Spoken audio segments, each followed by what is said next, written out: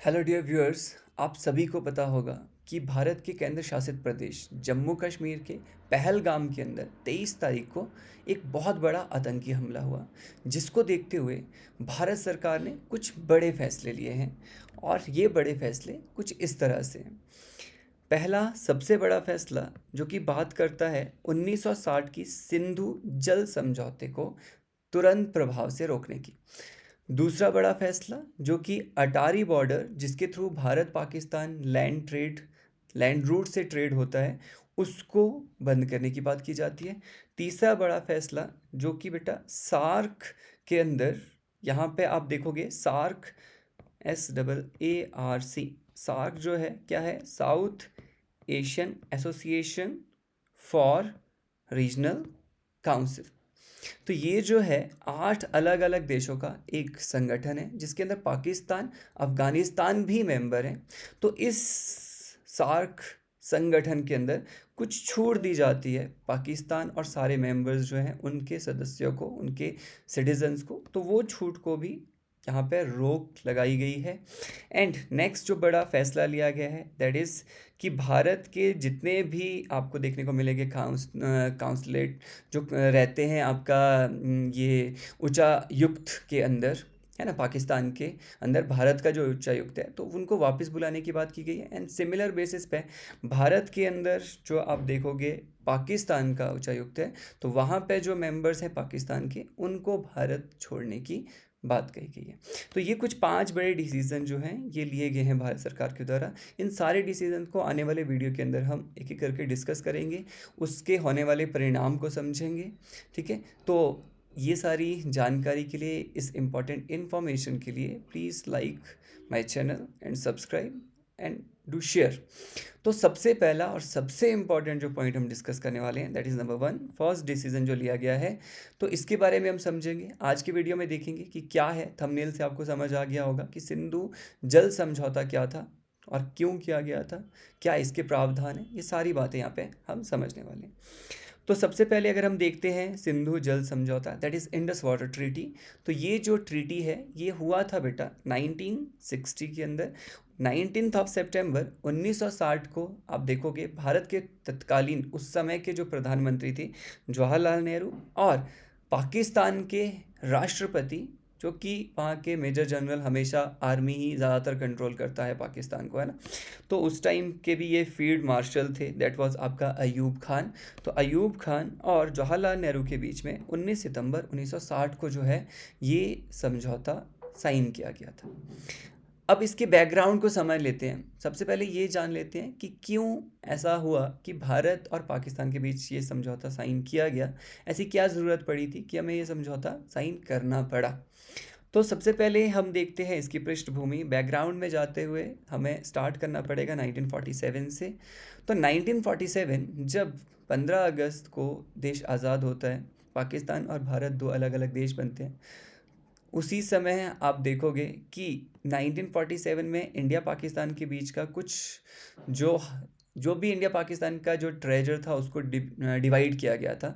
लेकिन वाटर जो कि फ्लो करता था पाकिस्तान के अंदर, वो ज़्यादातर जो भारत के अंदर टेरिटरी इंक्लूड हुई थी, खासकर जम्मू एंड कश्मीर और हिमाचल प्रदेश और पंजाब। तो वहाँ से जो जाने वाली नदियाँ थी वो भारत से ही जाती थी पाकिस्तान को। तो ये एक बहुत बड़ा सामना मतलब मुद्दा था कि ये वाटर और इसका डिवीजन जो है वो किस तरह से किया जाए और क्या होगा उसका, मतलब रिजल्ट क्या रहेगा, किस तरह से उसको डिवाइड किया जाए। क्योंकि इंडिया जो है, इंडिया के कंट्रोल में पूरा का पूरा पानी था, इंडिया बहुत आराम से उसको कंट्रोल कर सकता था। अभी होता ये है कि 1948 के अंदर भारत पाकिस्तान युद्ध शुरू हो जाता है। इसी के ऊपर भारत सरकार एक्शन लेती है 1948 के अंदर, और पाकिस्तान से जो पंजाब के अंदर, पाकिस्तान वाला जो पंजाब है उसके अंदर जो कैनाल्स जाती थी वो ज़्यादातर जो है आपका ईस्टर्न साइड ऑफ पंजाब से जाती थी। मतलब आज का जो पंजाब है वहाँ से कैनाल्स जो हैं वो बहुत सारी कनेक्टेड थी टुवर्ड वेस्टर्न पंजाब को। अब भारत ने ये जितनी भी कैनाल्स थी उन सारी कैनाल्स को बंद कर दिया। इसके रिटेलिएशन में जो 1948 का इंडिया पाकिस्तान युद्ध हुआ था।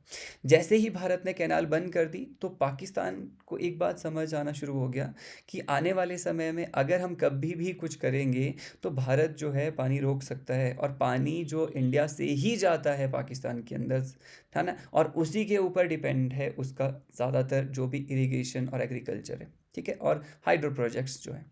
तो इसी बात को लेते हुए दोनों के बीच में जो है आपका, दोनों के बीच में मतलब ज़्यादातर पाकिस्तान के दिल में बहुत ज़्यादा ये इन्फीरियरिटी थी रिगार्डिंग दिस इवेंट कि आने वाले मतलब फ्यूचर में कुछ भी ऐसा हो सकता है। तो पाकिस्तान इसका कुछ रेजोल्यूशन चाहता था, तो इसी को रिजॉल्व करने के लिए बीच में इंटरमीडिएशन करने के लिए उस टाइम का IBRD, आज का वर्ल्ड बैंक जो है, वो इच्छा जाहिर करता है। IBRD मतलब क्या हुआ, दैट वाज आपका international bank for reconstruction and development. तो ये जो बैंक था फॉर रिकंस्ट्रक्शन एंड डेवलपमेंट, क्योंकि वर्ल्ड वॉर 2 के बाद बना था, बहुत ज़्यादा डिस्ट्रक्शन हुआ था वर्ल्ड वॉर 2 में, तो नाम कुछ ऐसा था, आज इसको वर्ल्ड बैंक बोला जाता है। तो इसने 1951 में मध्यस्थता करने की बात कही थी। देन 9 साल जो है इसके ऊपर डिस्कशन होता है। 9 साल के बाद 1960 में जाके एक प्रॉपर ड्राफ्ट बनता है जिसको साइन किया जाता है फिर भारत और पाकिस्तान के द्वारा। अच्छा, एक बात ध्यान देने वाली ये है कि जो भी बच्चे इसको जो देख रहे हैं, कोई भी मतलब जो मैं उसकी बात कर रहा हूँ, जो स्टूडेंट्स इसको देख रहे हैं, कोई एग्ज़ाम का प्रिपरेशन कर रहे हैं, तो आपको ये कुछ फैक्ट्स जो हैं ध्यान देने होते हैं, जिसमें कि मध्यस्थता के टाइम पीरियड में यहाँ पे आप देखोगे माइकल लेनो जो है, ये इनको अपॉइंट किया गया था वर्ल्ड बैंक के द्वारा इस ट्रीटी की मीडिएशन में, ठीक है। तो याद रखना माइकल लेनो नाम था उनका। आप एक पिक्चर यहाँ देख रहे होंगे, तो ये है माइकल लेनो, ठीक है, जो यहाँ साथ में बैठे हैं, अयूब खान एंड आपके ज्वाला नेहरू। सो नेक्स्ट, अब हम बात करेंगे ट्रीटी के बारे में कि ट्रीटी के अंदर क्या क्या प्रोविजंस हैं, क्या बोलता है, तो वो समझेंगे।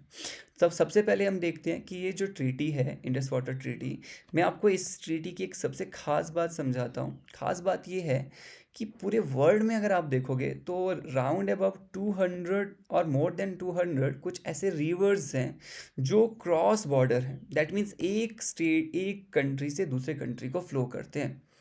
तो ये 200 से ज़्यादा रिवर्स जो इस तरह के हैं, इसके ऊपर जो ट्रीटीज़ वाटर डिवीज़न की हो रखी है, वो एकमात्र ऐसी जो है इंडस वाटर ट्रीटी है जिसके अंदर कुछ इस तरह के प्रावधान है। कैसे?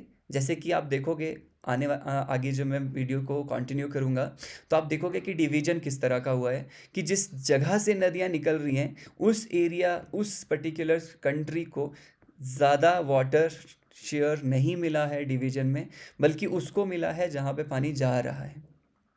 और दूसरा, ऐसा ये एक समझौता है कि जहाँ से पानी जा रहा है उस देश ने इस बात को माना है, मतलब भारत ने इस बात को माना है कि ठीक है, हम जो है लीगल बेसिस पे भी इसके डिस्प्यूट को आने वाले समय में अगर कुछ ऐसा दिक्कत होती है तो उसको रिजॉल्व करेंगे। मतलब कोई भी आर्बिट्रेशन के लिए इंटरनेशनल किसी भी कोर्ट में कोई जा सकता है अगर किसी को कोई प्रॉब्लम होगा तो दैट मीन्स हमने इस तरह के प्रोविजंस को एक्सेप्ट करा है जो कि पूरे विश्व में एकमात्र ऐसा क्या है ट्रीटी देखा गया है और देखा जाता है, ठीक है। दैट मीन्स कि हमने पाकिस्तान के बेनिफिट के लिए बहुत सारे ऐसे प्रोविजंस को एक्सेप्ट करा है, not only for Pakistan benefit, बल्कि आपसी जो है भाईचारा बना रहे, कोई इस तरह का प्रॉब्लम फ्यूचर में ना हो, कोई लड़ाई झगड़ा, इसको देखते हुए उस समय की सरकार ने ये डिसीज़न लिया था। लेकिन ये आज के समय में सब उल्टा पड़ रहा है। तो आगे आने वाले वीडियोस में मैं आपको इसी ट्रीटी के चैलेंजेस भी समझाऊंगा, क्या प्रॉब्लम्स चल रहे हैं, क्या क्या अभी तक प्रॉब्लम हुए हैं, आने वाले समय में क्या हो सकते हैं प्रॉब्लम, ठीक है। अभी हम समझेंगे ट्रीटी है क्या। तो ट्रीटी क्या है, इस ट्रीटी के अंदर आप देखोगे कि यहाँ पर इंडस वाटर, ये हमें इंडस रिवर सिस्टम समझना पड़ेगा।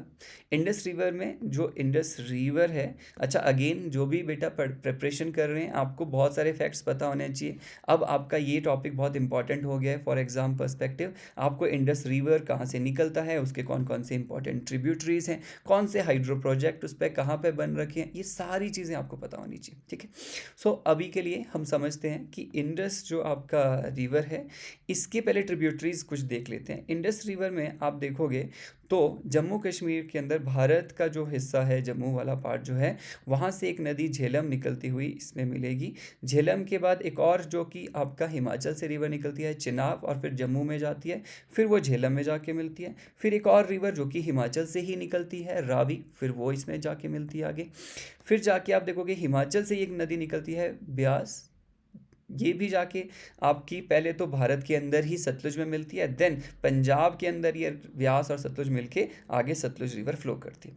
तो आप देखोगे कुल कितनी सहायक नदियां हैं इंडस की, तो एक झेलम हो गया, चिनाब हो गया, रावी हो गया, ब्यास हो गया, सतलुज हो गया। तो ये 5 सहायक नदियां और मेजर जो रिवर है इंडस, तो ये 6 नदियों का एक समूह है जिसके ऊपर ये ट्रीटी साइन की गई।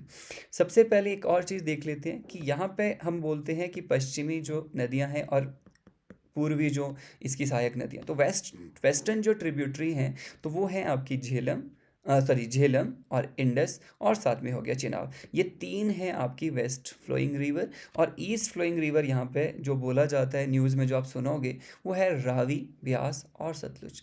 तो पानी जो है वो इसी ईस्ट और वेस्ट फ्लोइंग रिवर के बेसिस पे डिवाइड किया गया है। अच्छा, क्या कहा गया है संधि में?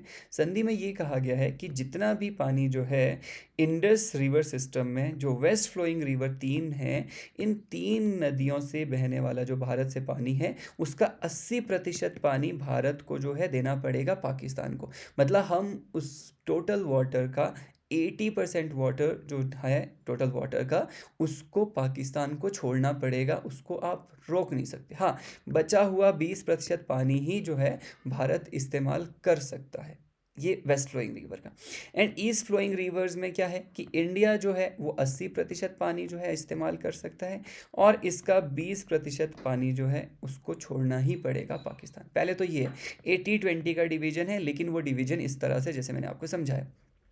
अब एक और चीज़ देख लेते हैं कितना पानी जो है जा रहा है, क्या है। तो यहाँ पे आप देखोगे कि टोटल जो है वॉल्यूम ऑफ वाटर इस पूरे इंडस रिवर सिस्टम में, दैट इज़ 16.8 करोड़ एकड़ फीट। जिसको ये समय नहीं आ रहा है यूनिट एकड़ फीट, तो सिंपल भाषा में एक चीज़ मैं बताऊं कि ये एक वॉल्यूम का यूनिट है, और एकड़ फीट का मतलब ये हुआ कि अगर हम 1 एकड़ एरिया लें और उसमें डेप्थ जो है 1 फीट ले लें, तो 1 फुट की डेप्थ और 1 एकड़ का एरिया, तो जितना अब ये वॉल्यूम बना 1 एकड़ बाय 1 फीट, तो जितना इसमें पानी आएगा इसको बोलते हैं एकड़ फीट ऑफ वाटर। तो बहुत बड़े बड़े जो वाटर बॉडीज़ होते हैं वहाँ पे वॉल्यूम को अगर निकालना हो तो इस यूनिट को इस्तेमाल करते हैं, क्यूबिक मीटर भी करते हैं, है ना। तो यहाँ पे 16.8 करोड़ एकड़ फीट जो है टोटल वाटर है इंडस रिवर सिस्टम में, जिसका भारत को सिर्फ और सिर्फ 3.3 करोड़ एकड़ फीट मिलता है। ठीक है, तो मतलब टोटल आप देखोगे तो 20% वाटर ही टोटलिटी में भी भारत को मिल रहा है। अब सवाल ये है कि ये जो 20% वाटर इंडिया को मिल रहा है, तो उसके अंदर भारत क्या क्या कर सकता है, तो यहाँ पे क्या यूज़ कर सकता है। ट्रीटी में स्पेसिफिक मेंशन है कि ये जो वेस्ट फ्लोइंग रिवर्स होंगी इसमें भारत डैम बना नहीं सकता, बैराज बना सकता है। मतलब अगर आप हाइड्रो प्रोजेक्ट्स बना रहे हो तो वो कैसे होने चाहिए, रन ऑफ रिवर पावर। यहाँ पे आपको देखने को मिल रहा होगा इस जगह पे दिस वन क्या लिख रहा है कि यहाँ पे क्या सेटअप कर सकता है, इरिगेशन फैसिलिटी।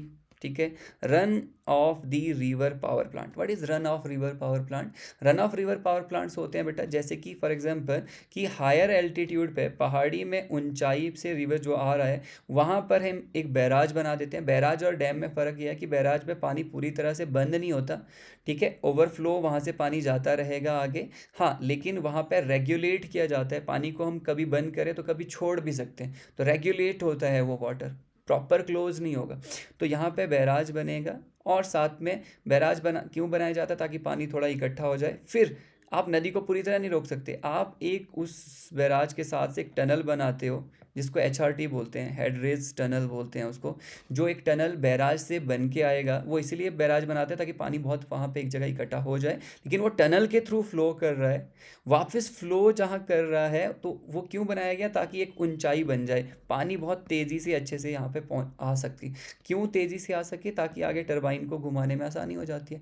तो ऐसी जो प्रोजेक्ट्स होते हैं जहाँ पे एक बैराज बना के फिर एक टनल बना के उस टनल के थ्रू पानी को फिर नीचे लाया जाता है, और नीचे उसी नदी के आपके डाउन जो फ्लोइंग रिवर है, ठीक वहाँ पर क्या किया जाता है? उसी कैनाल को वापस से उस नदी के लिए एंटर के जोड़ा जाता है। यहाँ पे नीचे बस आपके पास पावर हाउस वगैरह बना होता है, फिर वो पावर हाउस में टरबाइन घुमाता है, घुमाने के बाद पानी वापस से नदी में आ जाता है। वापस से पानी नदी में ही आ रहा है, मतलब आप कंप्लीटली उसको कहीं डाइवर्ट नहीं कर सकते, कहीं दूसरी जगह नहीं लेके जा सकते, ठीक है। तो इस तरह का हम प्रोजेक्ट बना तो सकते हैं, लेकिन हम उसको प्रॉपर बंद नहीं कर सकते। अब इसी प्रॉब्लम को, इसी चीज़ के ऊपर प्रॉब्लम है पाकिस्तान को बहुत ज़्यादा हर जगह पे। किशन गंगा हाइड्रो प्रोजेक्ट, ये किशन गंगा दिख रहा है, ये एक ट्रिब्यूटरी है झेलम का। इस पे भारत ने जो है एक इंडिया के अंदर, जो वैसे तो पाकिस्तान ऑक्यूपाइड कश्मीर के अंदर ही आता है किशन गंगा, लेकिन कुछ पार्ट जो है इंडिया के अंदर भी आता है, जम्मू कश्मीर का, वहाँ एक हाइड्रो प्रोजेक्ट बना है। तो उसके ऊपर जो है पाकिस्तान ने इशू उठाया था, और उसको मतलब एक ये international court of justice international court के अंदर जो है केस फाइल करा था, लेकिन इंडिया ही उसमें जीता भी था, है ना। 2015 के आसपास का इशू था। नेक्स्ट वीडियो के अंदर मैं बहुत सारे इश्यूज़ आपके साथ डिस्कस करूँगा इसी के ऊपर, ठीक है। तो अभी के लिए ये समझ लेते हैं कि हम किस तरह के हमारे ऊपर लिमिटेशंस हैं। ये वेस्ट फ्लोइंग रिवर में हम यहाँ पे इरिगेशन के लिए इसका इस्तेमाल कर सकते हैं, हाइड्रो प्रोजेक्ट बना सकते हैं, लेकिन रन ऑफ रिवर प्रोजेक्ट होने चाहिए। बहुत लिमिटेड इस्तेमाल कर सकते हैं, 20% ही इस्तेमाल कर सकते हैं, और 80% पानी छोड़ना ही पड़ेगा।